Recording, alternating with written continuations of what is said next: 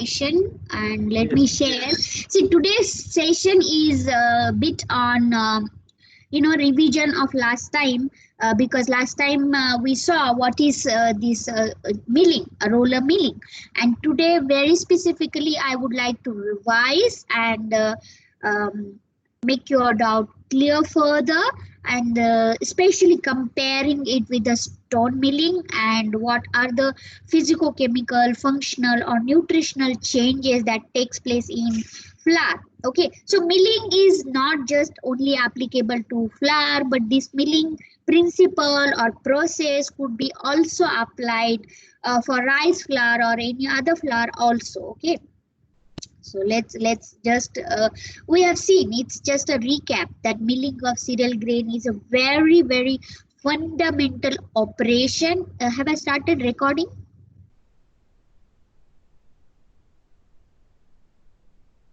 Yes, ma'am, the recording. It's going on. Okay, great. So basically, milling is a very fundamental operation being used, and it's flour. Wheat flour is one of the most important ingredient, and I have been discussing it on various, during various occasion or intermittently also, that if your flour quality is good, you can get a specific or particular type of food product. Suppose you have a flour which has a very high protein content or low protein content, and based on type of flour your final product quality is decided. Okay, and so basically what is grinding is nothing but breaking down the wheat kernel followed by separation of endosperm from the bran and germ is called as a milling. Okay, this is a technical definition, breaking down the wheat kernel. So either you are breaking down it to make dalia, or to make wheat grits, or to make rava, or to make maida, or to make whole wheat flour is up to miller based on what is his customer is asking for. If the customer is asking only pure maida to be used for bread making, a miller will make that. Suppose I'm making pasta, noodles, or some other product, vermicelli, I will ask the flour modification, because the flour that is being used for bread cannot be used for pasta making, because both these products needs different gluten content or a different protein content. Okay, and then we have also discussed or seen chakki or stone meal, which is being traditionally used, and but then this is a smaller version, chakki or stone milk, and I'm sure some of you have also must have seen. So what is it? So basically the two circular stones placed on one another, one rotates like and the other one is stationary. Generally the lower one is stationary, upper one rotates, and there is a there are multiple number of forces, like it's the oldest form of attrition mill being used to produce flour. Okay, so what is this? Wheat kernels are milled between two stones, very easy. You, if I do not know how many of you come from a rural background, generally even in the village people still use it, and it has a very uh, this flour is a very special kind of flour. The taste, aroma, texture of the flour that is obtained from the stone mill or chakki is different. And today also some of you, I do not know, in Mumbai, because because of busy lifestyle, we don't go to chakki wala. But then in some of the corners or in every nukkad or gullies, you see some chakki walas. Okay, I'm sure some of in your colony there must be one chakki wala. So this small chakki is only the bigger version of the one that you use. Chakki, you call chakki. Okay, the person don't use roller mill. Mill is different, and that is used by the commercial a person. For example, the branded atta that are being made, they are made being using this roller mill. But then because the demand for the stone atta or chakki made atta is different, or the quality is different, and what is the differences in the quality we will see. And that is why you see the stone chakki made atta is little uh, like greater quality than the a roller mill, and people try commercially also. As a scientist, food scientist and technologist, it is our priority to how as a roller mill, because it has a lot of advantage. It is very quick, it is fast, and you can have a very high yield. And then when you have a high yield, you can reduce the price. If the price is reduced, people might take it. And then easiness of the grinding is also, all these factors matters a lot. So how, if you understand what is stone milling and how the quality of the chakki atta is better. Any guesses why the quality of chakki atta must be better? Did you talk to your mother and ask her whether she gets the atta from the stone, or if she is buying a branded atta? If some of you can, yeah, yes, Arthur was saying yes. Yes, ma'am. We buy it from markets, which is branded and all. But previously we used to get it from stone mill. Yes. But And then my when you have started using this ready-made atta, did you find any difference uh, in the quality? Did you talk to your mother? yes, ma'am, I did. She said that the stone milled ones, the rotis made from stone milled flour are softer. Okay, great, very great. That's all. Okay, anybody else? Very good, Athava. Thank you so much for such a wonderful feedback, because it is, and today we will see technically or scientifically also what is the reason. Okay, so thank you so much. So there are, what is happening during this stone milling or chakki, several physical forces. It is not just one force. So in roller mill we saw that it's breaking. You are just breaking, so you may not find different forces. But here in chakki, there are several physical forces, such as shear force is also there, then compression, because one stone is static and other one is rotating, so there is a compression force. And when you try to rotate it like clockwise or anti-clockwise, so there is abrasion also. So these three different type of forces are being used, and they make magic. Okay, what happens, the wheat is crushed between the two stone, and the output is whole wheat flour, very smooth, soft wheat flour. And is because it also physically modify the wheat flour, all kernel fractions. It is a whole. You're not throwing any bran until, of course, when you take the even chakki ka atta, if you take and very finely, if you see what is you are going to do, you're going to throw away the bran or germ or middlings or whatever you can decide. But generally, in the whole in the chakki, if you put the whole wheat, it gets converted and you get a whole wheat flour. Whole wheat flour. Okay, you don't get much option to throw anything out of it, and that is why it is called as a very healthy, and it's very simple, very quick and easy. If the aim is to produce whole wheat flour, the process ends here. Okay, so generally, if you go to chakki wala, you just give him the grain, and then what you get, a whole wheat flour. हम लोग डब्बे में pack करके you just get it, and the process ends here.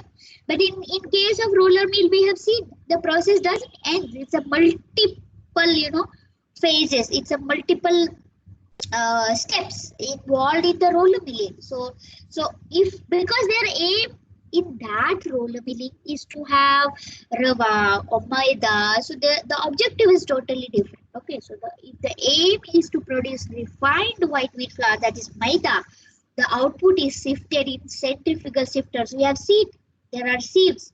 It is called as a purification. In small and medium sized plants, or even in the big plants, there are sifters. Okay, so there is a sieving, and then when you see that the sieved material is fine, you just put it in the maida bin, or if the grits, big grits or rava, you put it in a different bin.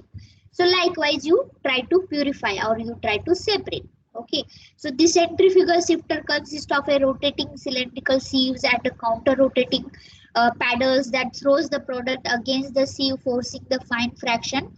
It's simple, if you take the sieve, It's just the modification of the like that small simple sieves and mechanization of the sieves. So if you put it in the YouTube centrifugal sifters for wheat flour, you will get a lot of videos. So I encourage you to watch, because generally I usually or every year I make sure that students are taken to the milling factory, a commercial mill, and I generally show both stone mill as well as the roller mill. But since this time we don't have that option available, we can I encourage you to watch those videos on YouTube. Okay, so basically three distinct fractions are collected in the roller mill, like refined white wheat flour or bran and middlings. Okay, middlings are like the different fractions of the wheat grain.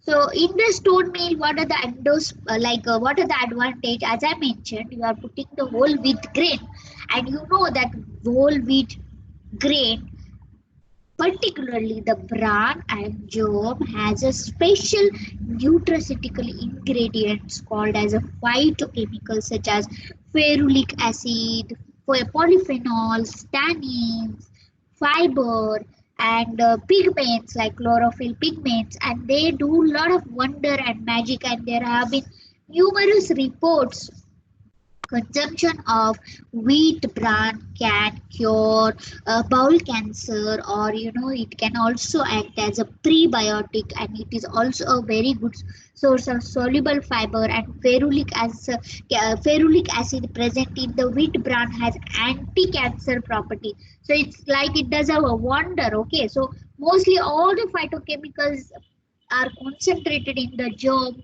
Particularly germ oil is rich in omega 3, omega 6, or omega 9 fatty acids, and you have seen what are these. Okay, so there I was just including my own research student and my own research. Like when I was a PhD student, I have worked a lot on flour, wheat flour and its milling, and stone milling or roller milling, and what quality changes takes place on the basis of that research. I'm saying that the stone milled flour have a better nutritional profile than the roller milled flours. So flour from stone mill has been found to have a very little effect on, like there are numerous papers, including mine, in which we have found that there is little effect on the loss of these nutrients. For example, even minerals, like no effect on micro element losses like manganese. And opposite to that, like researchers have compared stone mill with the roller mill, and roller mill has a significant impact on losses of these nutrients. So in one more research from the Fico et al. In 2016, and he studied that like fiber, carotenoid, because these carotenoid are vitamin A precursor, and these are very very heat and light sensitive. So Fico et al. Found that the stone milled chakki atta has more nutrients in terms of these carotenoids than and anthocyanin than the roller mill. Increased amylose content. We have seen that the starch has amylose and amylopectin, and so increased amylose content due to heat stress. So one like a point here in the stone milling, because of the three different type of forces, like we just now saw that there is a shear, attrition, and compression. These three type of forces occurring together, there is a heat generation, and because of this high heat, there is a heat stress, and because of this heat stress, amylose is generated, and amylose is a kind. If you have more amylose, the flour property changes, and high amylose containing flour also are very resistant to digest, and it is also called as a the damaged starch content becomes high because of the high heat which is produced during the milling. Okay, also because the temperature is high, the forces of grinding starch, more damaged starch, means the granules that are produced are more damaged on the surface. Just let me connect my tablet on which I can write. Just a moment.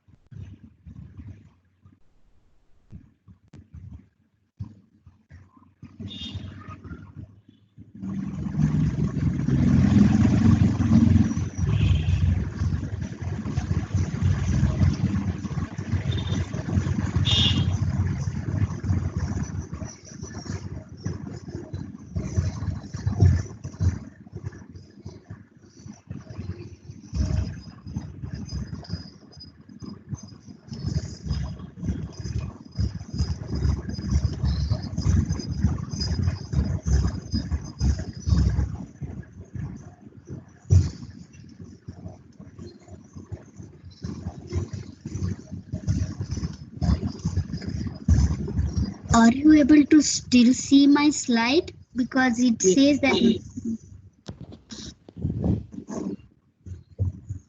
Okay. Yes, ma'am, we can. You can see. Okay. Okay. Okay. So.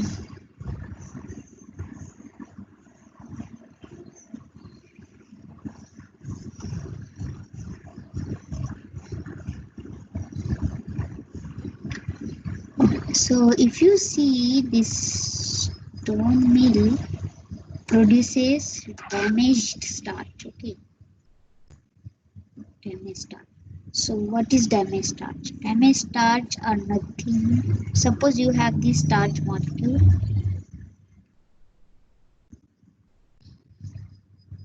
So you see these are very soft and amorphous molecule.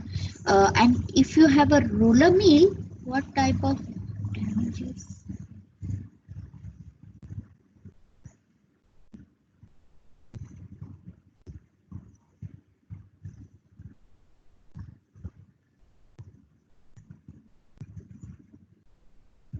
So,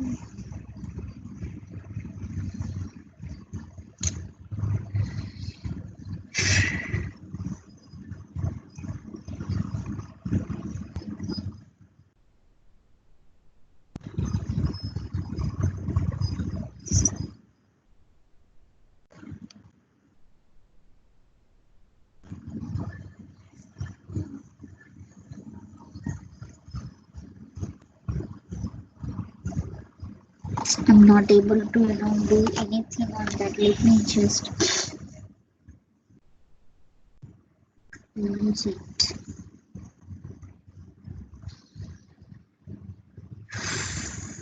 Now you see my slides. Yes, ma'am. Okay. In that Microsoft WordPad, what is the problem? What is happening? I don't know.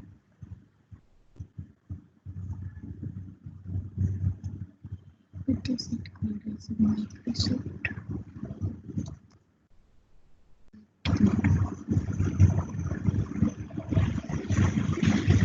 Yeah, now I think it's possible.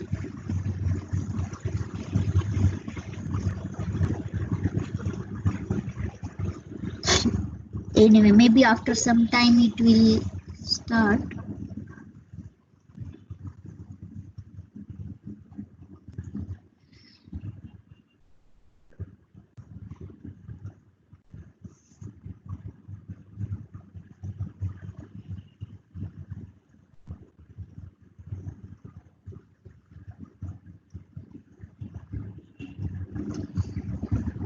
Okay, so what is the important thing is due to the heat stress caused by stone milling, there is a higher water holding capacity because the starch granules are broken. The physically damaged, more damage occurs. Physically damaged granules. Suppose you have another example I would like to give. Okay, a amorphous molecule and a crystalline molecule.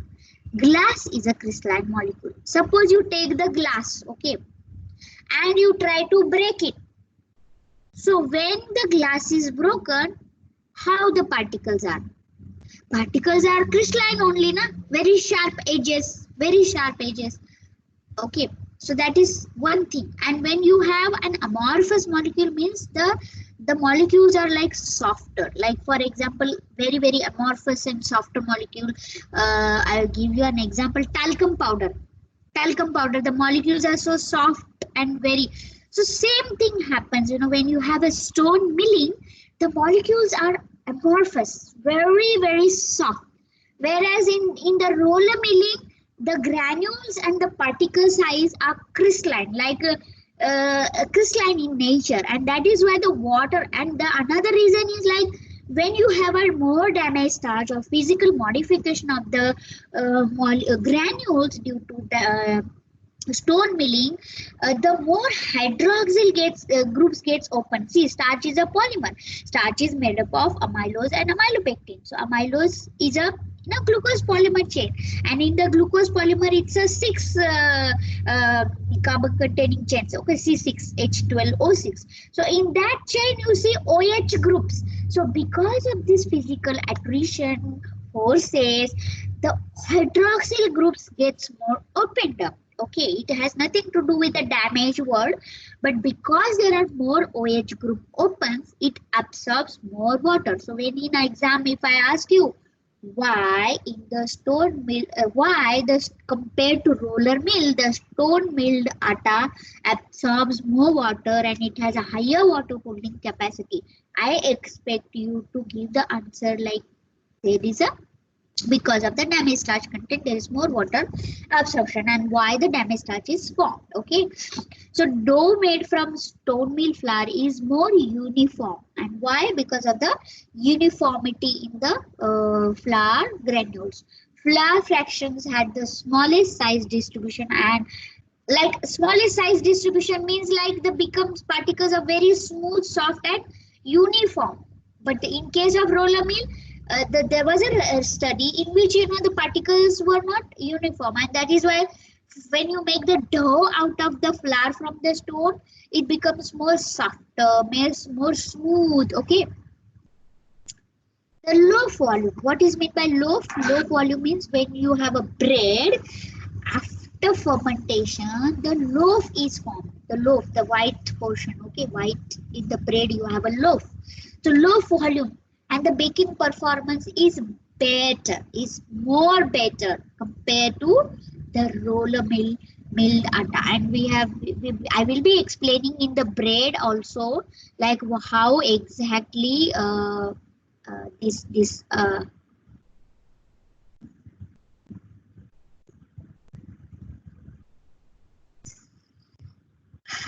happens. So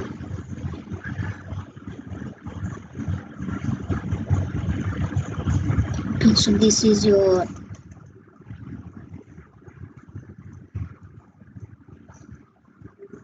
bread, okay,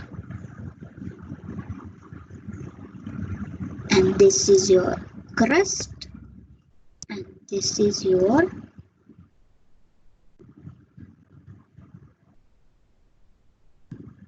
raw. Okay, this is the white in color and this is the brown in color. Okay, so you see this uniform spongy texture. So the damaged starch damaged starch has a role, like if you have a damaged starch, more damaged starch, it will lead to more water absorption. More water absorption is one reason. The second one, the more hydroxyl group when they are open, the natural enzyme amylase is able to attack easily on the damaged starch due to more hydroxyl group open, and that is why it produces dextrin. Dextrin means like you have this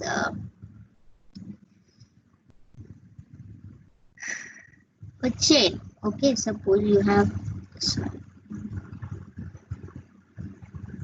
oh sorry, suppose this is your chain. Okay, and then again another chain starts here, another chain starts, suppose this is, so in between smaller units form, so these are like dextrins, like smaller glucose unit. It could be like 1000 glucose unit or 100 glucose unit, so depending upon degree of breakage or polymerization or dextrin. So these dextrins, there have been a lot of research including mine, I have published papers. So these dextrins have an anti-staling effect, and that is what is the reason because of this dextrin the chapati made from the chakki atta is softer than the roller milled one. Okay, roller milled one. So like the granules are more softer, whereas you see here like the granules are like crystalline.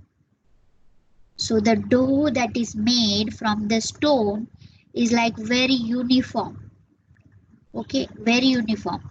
And here like, but then commercially it's generally the commercially the roller milling is used, and we will see what are the advantages. And of course this chakki also has some disadvantages. Okay, we will see that in detail. So low volume is that is why the reason is low volume baking performance is affected. Whole wheat breads baked with roller milled flour and stone milled flour differed in their sensory attributes. And as I said, when you have whole wheat flour, the tannins and polyphenols affects on the sensory. Also, if there is a bran, the baking performance is poor, because if you have more fiber, the yeast is not able to eat the sugars very easily, because the bran hinders the performance. And but the sensory attributes were great, like flavor, aroma, taste, everything was great. Crispiness of the crust, because because there was a dextrins, and that is why the crispiness of the crust and the roasted cereal aroma, people liked it. Okay, people liked it, and because of its health benefits. Crust crispiness may have been related to heat produced during flour grinding, and then there was a starch. So further, because there are a lot of defects, one can, as a miller, as a scientist, we can advise. And when you yourself will go to the industry, and there are a lot of milling industry or bakery industry, they will ask you how can we improve the milling performance. So keeping the milling temperature as low as possible and avoid heating, because if you have a very high temperature, the gluten is a protein, and the protein functionality may get altered. So keeping the temperature, otherwise then burn taste आ जाता है, like आटा जन, like quickly ऐसे लगता है आटे को roast किया है. So like if you have a very high temperature, okay, even 70 degree Celsius or 50-60 degree Celsius को भी temperature जाता है in stone chakki if you do not control it. Okay, so wheat feed rate and distance between the two stones is also, if you modify, it really affects on the quality. Wheat conditioning is also very important, and we have studied the conditioning in much detail last time. But quickly, the purpose is like to toughen the bran and reducing the formation of bran powder. See, in case of whole wheat चक्की में क्या होता है, सारा grain डाल देते हैं तो पूरा powder ही मिलता है हम लोगों को, whole wheat flour. But then if you do conditioning, the bran can be separated. Likewise, if you really would like to improve and use that chakki made atta for bread, and you want to avoid this bran, to soften the endosperm, thereby enhancing its milling quality, facilitate the separation of bran from endosperm. Tempering is very important. And sifting, even you can modification. So today or nowadays I have seen the commercial milling, because stone milling का आटा बहुत अच्छा होता है, तो people are asking like commercial. But there are certain brands who are making stone chakki atta commercially, and I have seen the modification have been made, not the chakki that you go in the nukkad for milling, but there is a bigger version in which they also do this sifting, and do have these separate portions. So roller mill, quickly we have seen there is adjustable roller and there is a fixed roller. In this also a little bit modification. This is a very advanced version, and the history is like in 1558 in the Spain. This Giovanni Torriano, who was the first who designed the roller mill, and then since then a lot of progress has been happened, and there have been a lot of things happening in the roller milling. And you must have heard about CFTRI, and CFTRI have a separate milling department, and they have a very advanced kind of milling course also, milling technology department, and they have a very advanced. Buehler is a company who is making different kind of milling machines, and there are a lot of patents also available on roller mill, and the process has been evolved. So, and the one that we see is the basic process that I explained in the last lecture, just to revise. So, roller mill is most utilized method in the food industry currently, and it involves the separation of endosperm from the bran and germ, followed by a gradual reduction in the endosperm particle size using a series of corrugated and smooth rolls. Corrugated means there is a corrugation. See here, there is a corrugation like on one roll. Of course that stage is important, like at which stage, see there are rollers, so the distance between these two rolls is reduced. Like if you have corrugations, okay, what will happen initially, the wheat granule is broken into grit, okay, wheat granule, okay, but then if you reduce the distance between these two aperture, what will happen, the moment your grains are falling here, you will get fine flour. It is called as a reduction. But in the breakage, your objective is to just break into grits. Okay, grits. Okay. So the traditional stone mill method has also been optimized and over the years. What is the basic difference? If I ask you in exam, differentiate between roller mill and stone mill, you have to make a nice column, 2 columns, and write what is difference between, what are the points in roller mill, what are the points in stone mill. I have been spent a lot of hours discussing all these points, and I am revising also. Today's lecture will be mostly revision. Of course the content that I am presenting is different, like of course the principles are same, but please keep it in mind. So I will ask this question, what is differentiate between roller mill and stone mill? So I expect that you mentioned the quality parameter. Okay, so physicochemical and functional property of wheat flour dough and bread are significantly affected by the different methods. So there are 3 main kinds of wheat. There is a hard wheat, and there is a soft wheat, and there is a durum wheat. So hard wheat tend to have a higher protein. We saw in the last lecture, because of the presence of the protein, if you have more gluten content, it's very difficult to break the granule. Okay, so that is why it is called as a hard wheat. Usually have more resistant and structured endosperm and find the principle used in bread. So if you have more gluten, that high gluten containing products are being used for making it pasta. If you have low protein content, that will be used for cake, because you don't need a very gluten development. But for these products, you need a medium protein containing product, like for bread. Okay, for bread. So flour produced from softer wheat, which are often characterized by lower protein content, are used in bread. Sometimes some kind of special kind of bread, cake, cookies, and finally durum wheat is used for the semolina or pasta production. So roller milling involves separation of endosperm from germ, followed by a gradual reduction in endosperm particle size. So wheat passes through a series of rollers accompanied by sifting between every stage, and rolls may be either smooth or corrugated according to the stage of the process. Corrugations on fluted rolls do not run parallel to the long axis, but instead they are arranged in the spiral pattern. We saw that the big picture or the big photo or big image that I shared.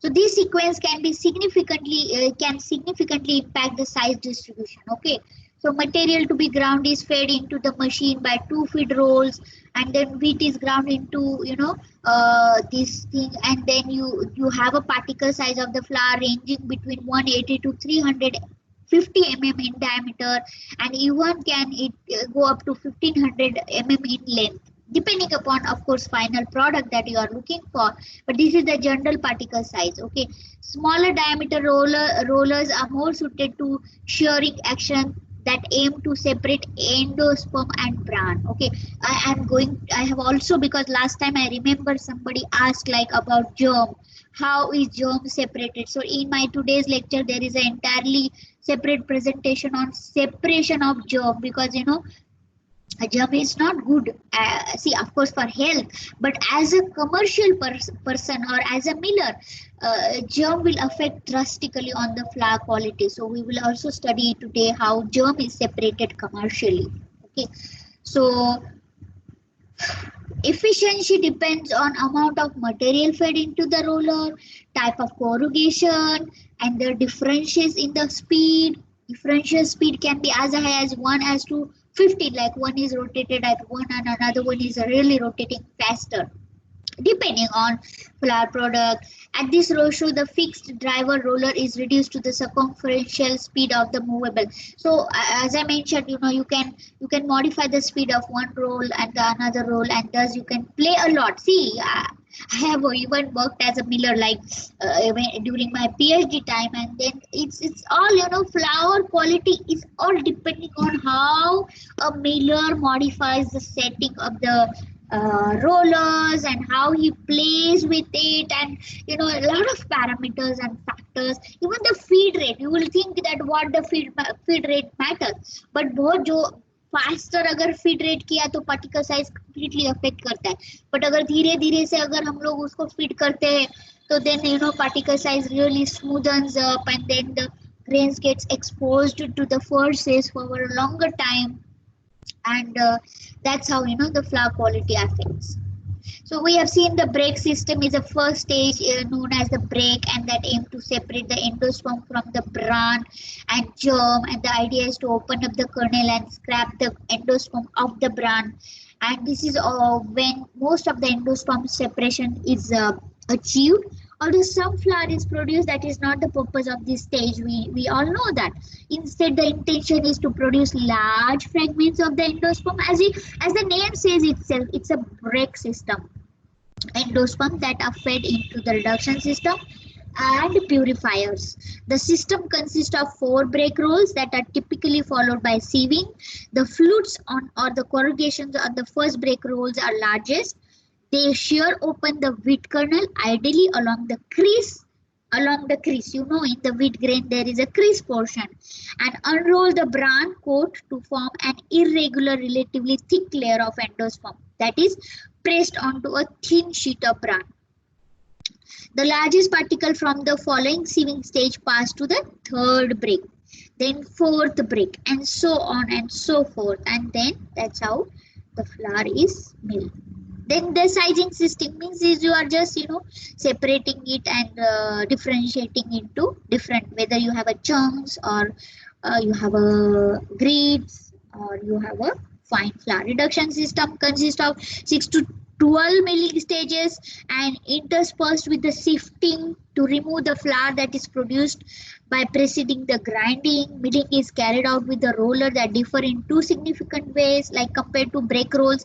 These are different because they are more smoother and they are like most oftenly matte, and the speed differentials is like 1.25 to 1. See, almost same, but in the previous case it was like quite a big difference was there between the two rolls. The difference between the speed was big difference, and it's generally runs at 500 to 550 rpm, like it's a very slow speed compared to the roller one or the initial one. Okay, brake rolls, and these are the reduction roll. So whatever heterogeneous material is left over from each stage are sent to a sieving machine called as a plant sifter, and this is an enclosed unit that contains up to 10 stacks of 32 sieves frame. The exact number of frames varies according to the sieved material and of course the manufacturer. Sieves are arranged in groups that differ in terms of their aperture size. Sieve aperture, like generally it is measured in microns, is established by the miller. Like established by the miller means like if suppose Atharva is manufacturing pizza bases, so for pizza what kind of flour material you need. You don't need like maida kind, like very very fine, because you also need kind of like a fluffiness or a different kind of flour is needed for pizza base. So you will ask me always, and if I am a pizza supplier, I will always keep the micron size of the sieve different. But suppose somebody is manufacturing like asking for maida, the sieves will be different. So depending upon the requirement, the miller will modify the sieve apertures. So how one can improve the roller mill, better efficiency, flexibility is very, very important. So these are the some parameters which needs to, improve by a roller. Efficiency was improved by narrowing the gap and using the smooth roll than the corrugated one. Because for a miller, having more yield gives you more money. At the same time, the quality also matters. Okay, so if you have a very smooth, fine flour, the energy is reduced, so electricity का bill भी कम आता है. If you just have a more electricity or consumption, or yield is very less, you will lose. So that all matters. Flexibility, like how flexible the operation is, or in between it is, the atta is getting stuck up, you have to stop the plant or clean the machine again and again, is also not good. The diameter, surface structure, rotational and differential speed of the roller can all be configured. The second advantage is lower heat generation. See, in stone chakki there is a heat generation, but in roller there is a lower heat generation. Okay, because there is an ability to install the cooling system. If you look at the commercial mill, roller mill, everything is closed, you can't see anything. So you can even install the cooling system, cooling fans could be installed, and that is how the temperature can be maintained. The last but not least, the advantage is linked to the ability to separate bran and milling is the most important advantage of the roller mill. That is not possible in chakki. Even if there is a modification, still today it's very difficult for in the stone mill to obtain this kind of setting. Unlike stone mill, which can only output only whole wheat flour, roller mill can separate bran, middlings, germ from the endosperm fraction for further processing. Extended shelf life. Roller mill has atta has a extended shelf life because you are removing bran. If you have no bran, that means you don't have lipid. If you have no lipid, or if you have no bran, that means you don't have enzymes. So enzymes will not produce the rancidity. So atta will have a longer shelf life. Debraning means the removal of the bran. Debraning removes a portion of the bran before the first break through the application of friction and abrasion forces without nicking the endosperm. Like suppose you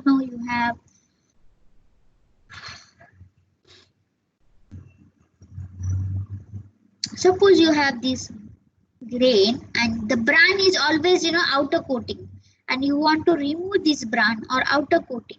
So in the tempering you are removing, but then when you have this roll, corrugated roll, and the distance between these two roll is very, very big.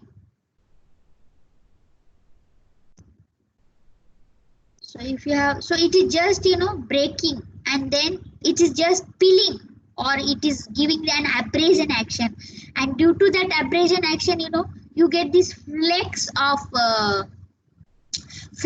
bran. Okay, you get those flecks of bran, and when you sieve, it's very easy to separate out.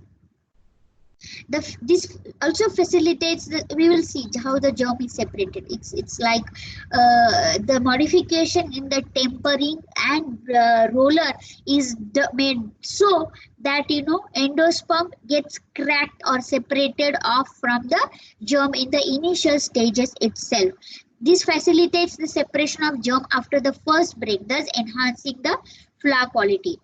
Roller mill also increases refinement and the nutritional content of the byproduct that hold great promise as a novel food ingredient. Like you can refine. Suppose I don't want any bran, but then I can take out that bran and extract the germ oil, and I can sell it for even an expensive, like it's an pharmaceutical ingredient, or it is an ingredient which is used in anti-aging cosmetics, and there are a lot of things could be done. So process improves milling performance and can simplify flows in meal plants, decreasing the gluten index due to but here of course there is a reduced starch damage, no starch damage, because generally for bread, if you have more starch damage, the amylase enzyme will act and your dough will be very sticky. And unlike chapati, chapati, it doesn't matter. If we want more starch damage, even up to 26% starch damage gives you a very good quality chapati. But unlike chapati, in bread, the system is different because chapati is unleavened, but bread is a leavened product. So yeast क्या करेगा, बहुत जल्दी जल्दी खाएगा if you have a damaged starch, and then the flour becomes like sticky because dextrins ज्यादा है, sugary product ज्यादा है, तो बहुत sticky बन जाता है और तो fermentation uncontrolled हो जाता है. So as a baker, for me, I cannot handle it very systematically. So that is a disadvantage. So that is why roller mill atta is preferred for making bread. Okay, but chakki ka atta chapati ke liye hi suit karega. So that is why it is the advantage. So optimal falling number. You must have studied what is falling number, like what is Brabant Farinograph. We will take it in the rheology. I will take that dough rheology when I cover. So I will take that in detail. So that optimal falling number. Like suppose you have a dough, you are kneading the dough. Okay, you are kneading the dough. So the dough, and at home also I told you when you are trying, you should try, and you must have seen. Suppose your mom makes a dough. Initially the dough has a lot of cracks. Okay, it is ununiform dough, non-uniform dough, lots of cracks. Okay, lots of cracks on the dough surface you see. But then you keep kneading it, and then you see a glossy, uniform, a soft dough. Okay, so this is because of the terminology called as a gluten development. Okay, gluten gets developed due to the kneading action. So in the Brabant Farinograph or in the bakery industry, there are a lot of mixers are being used because you cannot handle the tons and tons of dough with the hand. So you need a mixer. So how the wheat flour behaves against the mechanical forces of mixing, and how the gluten develops because of that mixing, is correlated and checked in a baking industry by using a Brabant Farinograph. And then you have this terminology like breakpoint or falling number, and when the gluten develops, it gives a graph. This graph gives you an idea what is the gluten strength, how much time the dough should be kneaded. Like you cannot just randomly knead the dough like how we do it at home. So there are times mentioned, and it is all depending upon the type of wheat flour. So if you have more gluten, the gluten strength will be different, dough development time will be different, water absorption will be different. So this line if matches with certain time. So I will explain all that when I explain the Brabant Farinograph. But right now just remember that this flour affects on all these parameters, and roller mill doesn't go well for stone mill atta doesn't go well with the bread because of high damage starch content and also the resistance of the day. Purification, like sieving, we have already seen. Purification relies on materials of different sizes, density, air resistance. Controlled air current separates the heavier particle, relatively pure endosperm, which flow through those sieves, and the lighter ones are separated. Like if you have bran, and then you separate that, and then you collect that. Okay. So that was just a recap about milling, and let me just quickly take a recap on germ removal.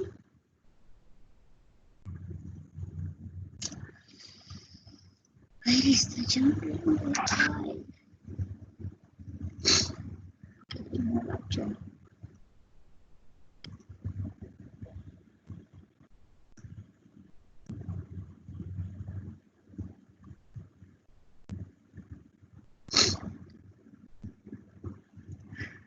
Let's see what germ is.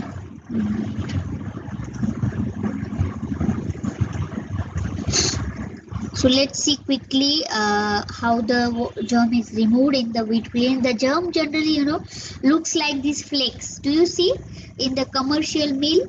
It comes out as a. There are very beautiful video. There is a video made by a Pakistan miller I have seen. So he shows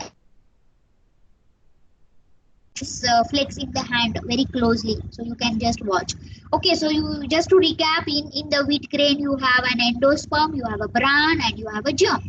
And last time we also saw that the this endosperm is a starchy endosperm, and then you have this germ is a portion of the germ, like you have a scutellum and you have an embryonic axis. So when we want to separate this germ, see, you see in the grain it is located at one side. So when you are doing the breakage or break roll system operation, you should play with the feeding of the grain in such a way so that only you want to separate this portion. Okay, you want to separate this portion. We also saw dry wheat grain of having 11% grain moisture. When you do tempering, the 11% moisture is increased to 16%, and then milling generally yield into a bran, a maida, or a flour, or a germ portion. So these three fractions can be obtained. Okay. So you know that this is located at one place. So the breakage should be done in such a way that only in the initial stages this portion is removed. Now, and you also know, before you reach this germ, you have to face the bran portion. It's a very, very strong bran layers. There are multiple layers, when you want to reach to this. So when you have to understand like how you can break or you can plasticize this. See, if you break, your work will be more. If you break, what will happen? Suppose you have this grain. ये चक्की के आटे में क्या होता है, if you break it and if you do not work with this layer of the grain, so you will directly get the atta and then you will have to sieve it. Okay, but then if you plasticize this outer coating, so that you first remove this outer coating and then you can break the portion, like this portion you can break. Okay, this portion. So just to look, this is an endosperm. It is 80 to 85% is mostly formed by the starch granule, and then around 8 to 10% depending upon the type is a gluten protein. Okay, there are other protein also in a very small quantity, non-gluten protein, but they are very, very minor quantity, like very and then surrounded by several outer layer called as a aileron layer. Okay, this is the aileron layer, the brown layer. The aileron layer is made up of living cells enclosing many bioactive constituents or compounds surrounded by thick walls. Okay, thick walls.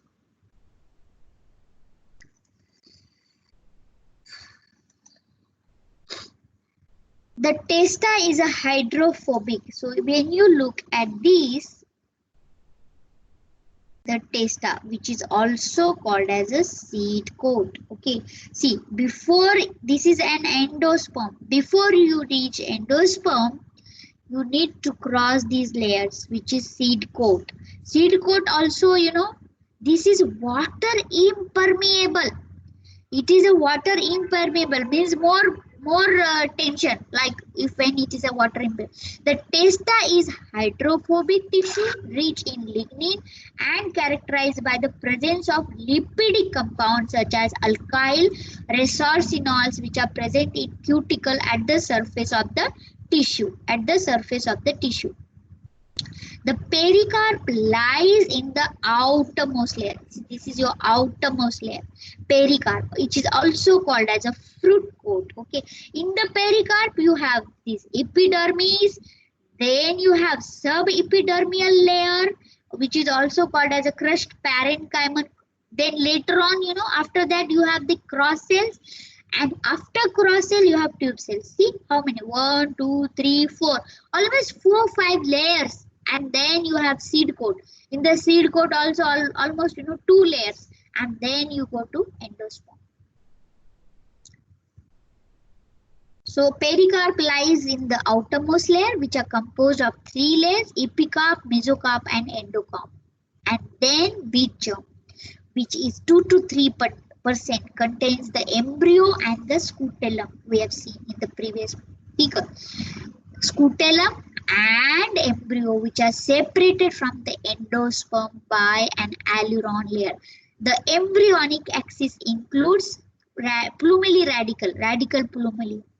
The scutellum plays mainly the role of organ. Okay, this is a very important. Also, it is the attachment organ between the pericarp and the embryo. Most of the scutellum is discarded during the wheat milling, and recovered germ is mainly the embryo. Initial stages only you have to remove. Now, why to remove the wheat germ? In exam, I will ask what are the advantages, disadvantages having germ, and why it's important and very precious milling co-product or byproduct. Earlier it was a byproduct, but nowadays it is a co-product. Together with the bran, wheat germ is considered the most important by the byproduct or co-product of the milling industry. The world deposit of this wheat germ is estimated to be annually very high, 250,000, which is an important milling byproduct to valorize. Now, but nowadays, if you have to process as a scientist, you have to really work out and think about like what are the. So wheat germ has been shown to have important impacts on human health, like it is antioxidant. Why do you need an antioxidant? Because nowadays, due to stress, tension, number of different viruses, microbiota, you need to have a lot of free radicals are generated, or continuously free radicals are generated.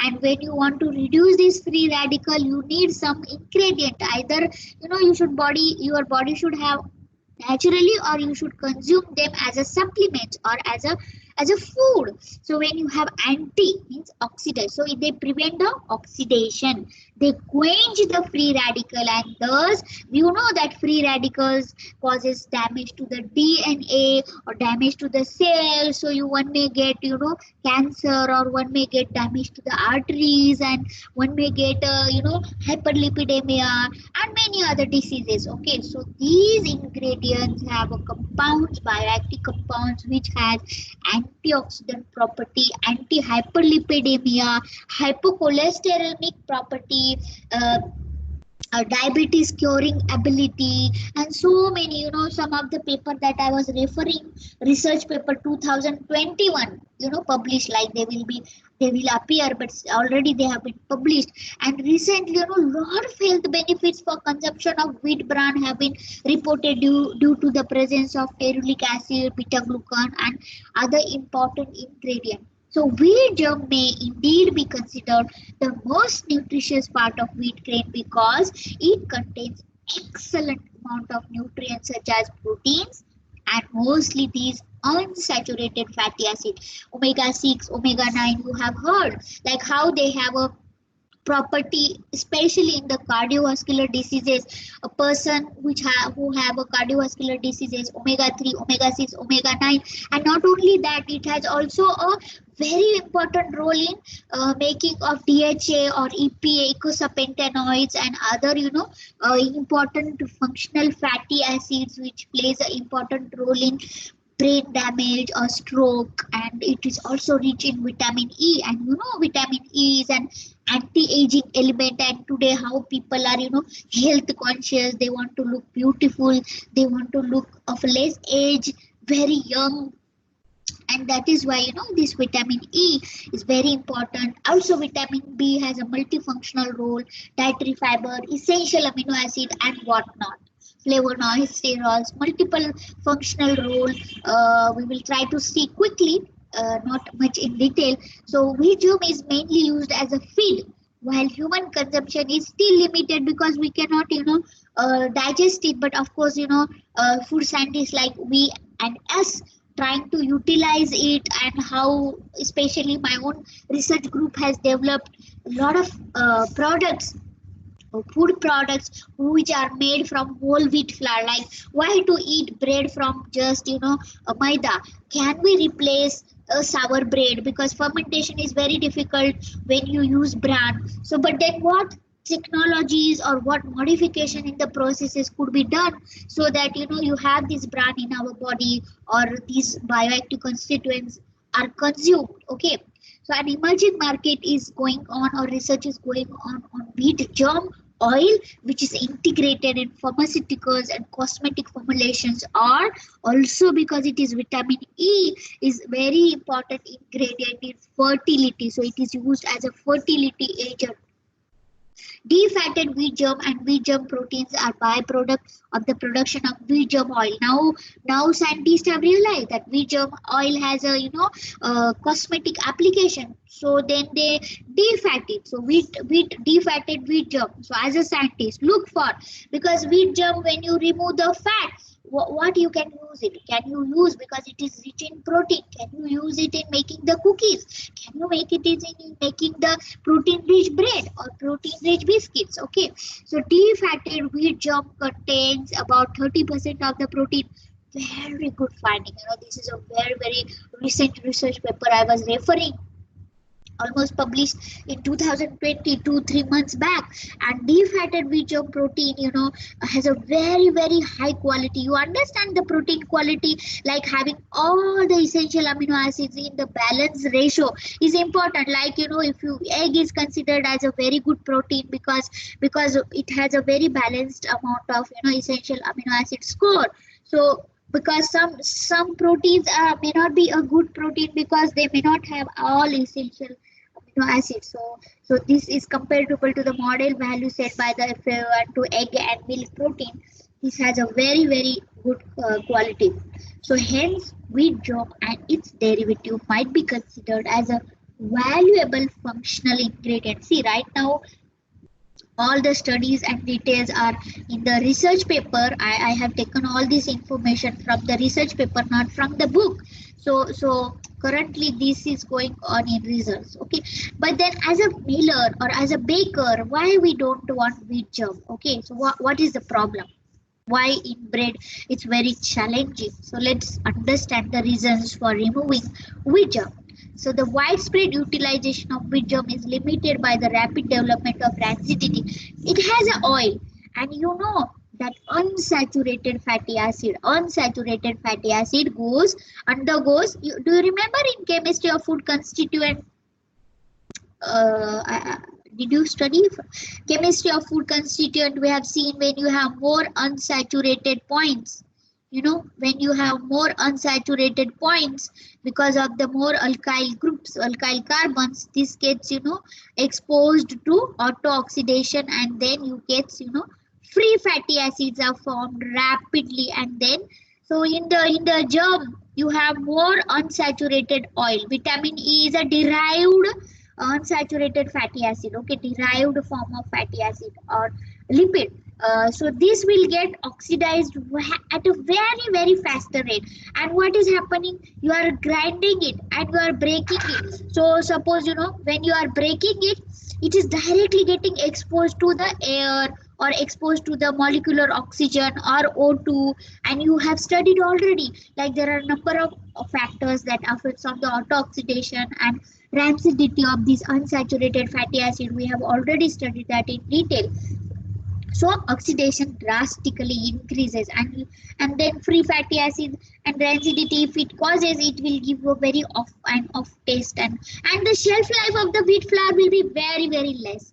The presence of unsaturated fats as well as hydrolytic and oxidative enzymes favors the wheat germ rapid degradation. Enzymes such as lipoxygenase, lipases deteriorate the lipids molecule, and they generate the acidity and the volatile compounds. We know that the auto-oxidation hydroperoxides are formed, and then hydroperoxides may get converted into ketone, aldehydic compound, melanodines, and other bad compounds may form, and they have a very significant impact on the bad taste and smell. Rancid oil tastes so bad. so bad, you cannot use. And if you prepare chapati or bread out of a rancid flour, it will taste so bad. So nobody will buy your bread, or nobody will buy your atta for, or chakki made atta, whatever atta which is rancid, it will be very bad on the final product. Okay, so removal of intact, not broken, intact, because then if it breaks, it will go into the wheat flour and then it will spoil. Okay, and you know, once the free fatty acid one molecule is broken, it can, you know, propagate very faster. So you don't want that to happen.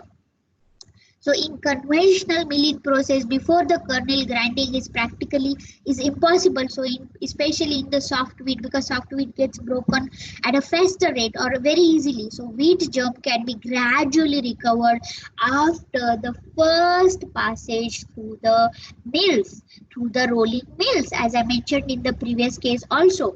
But being mainly crushed, wheat germ is subject to oxidation and rancidity phenomena, and therefore it is very important to remove during the milling of the wheat kernel to increase the shelf life of flour and to prevent the occurrence of strong odor or bad odor or flavor from the rancid oil in the flour.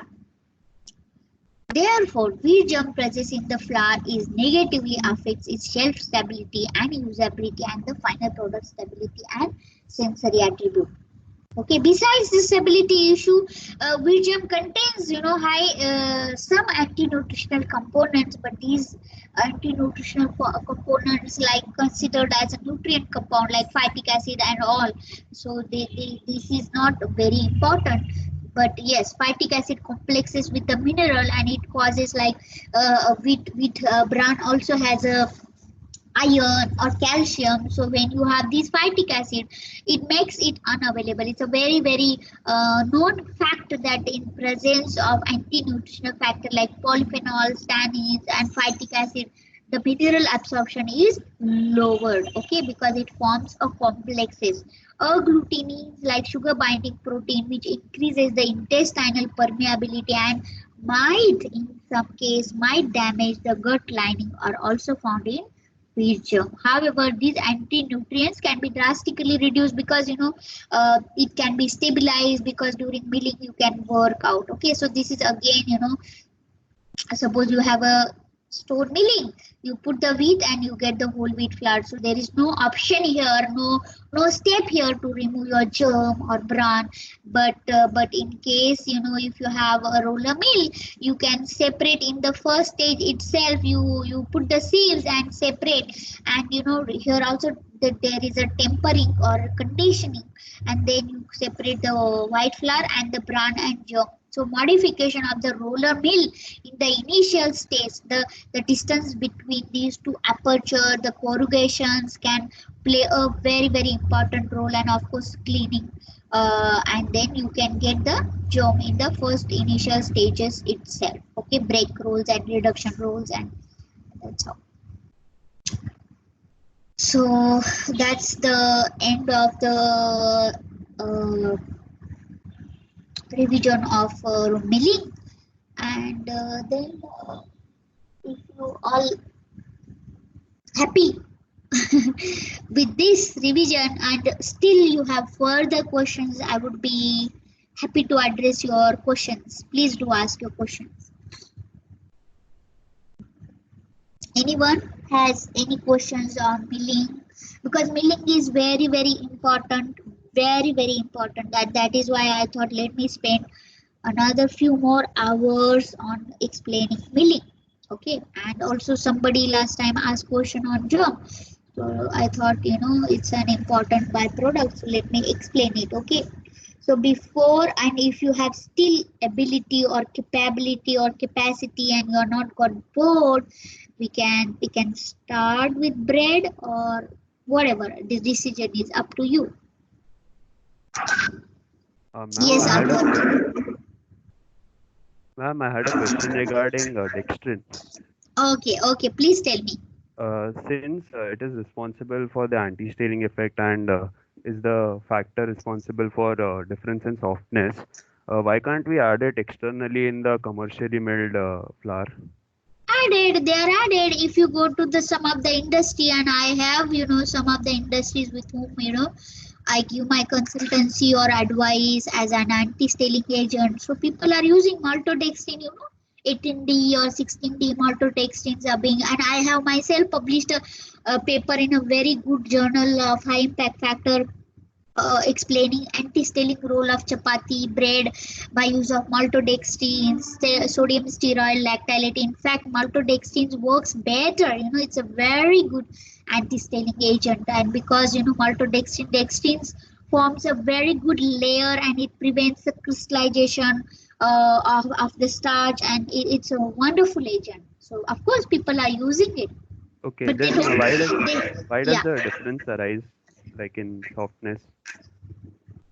Yeah, that let me share my Microsoft this thing, and I will.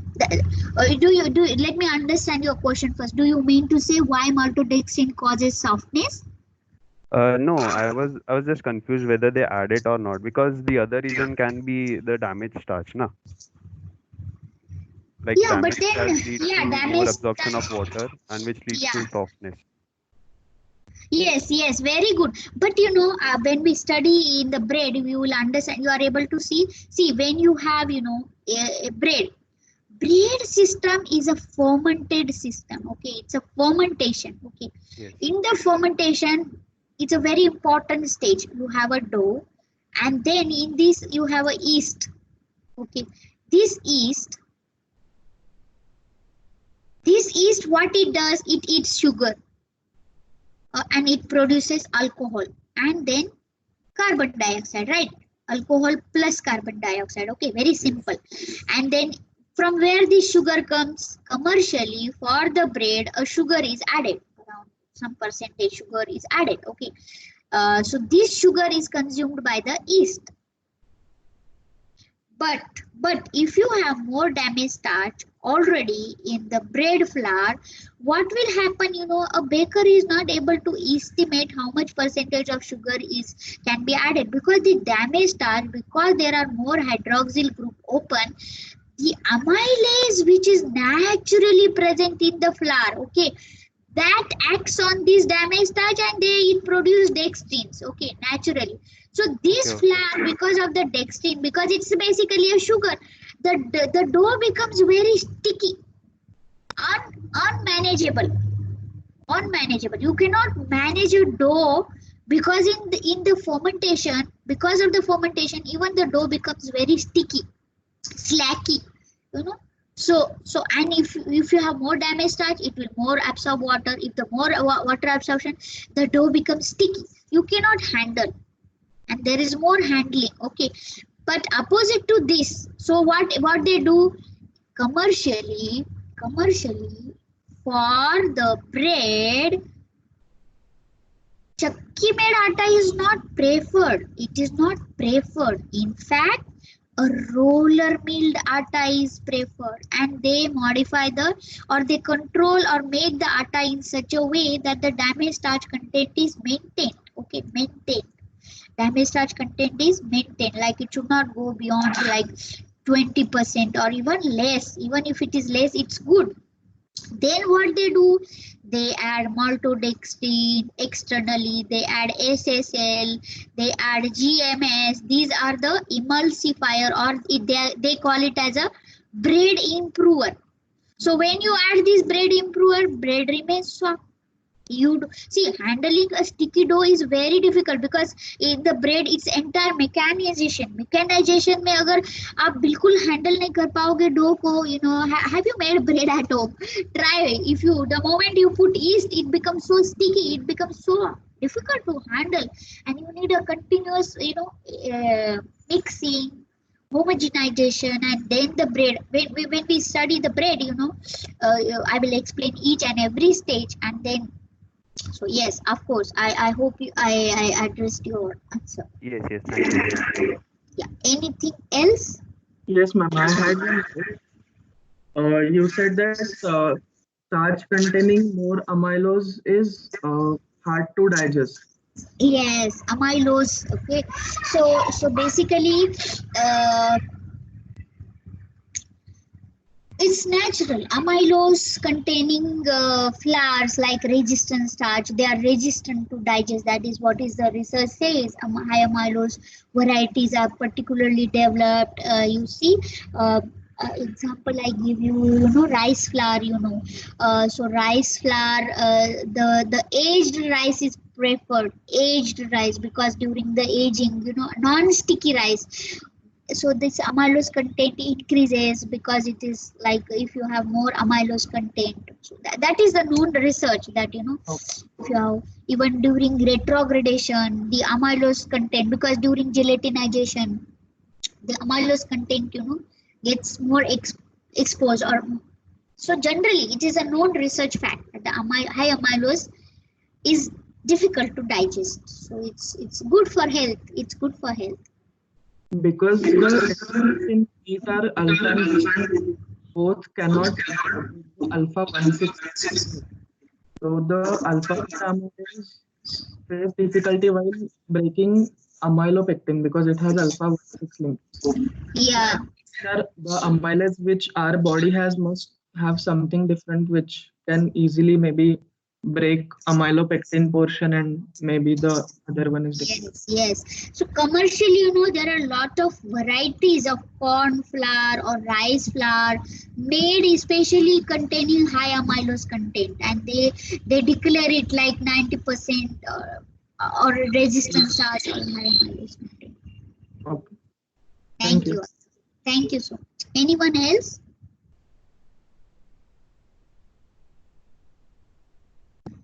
So if you are okay, maybe we stop today here, or shall I continue? Up to you.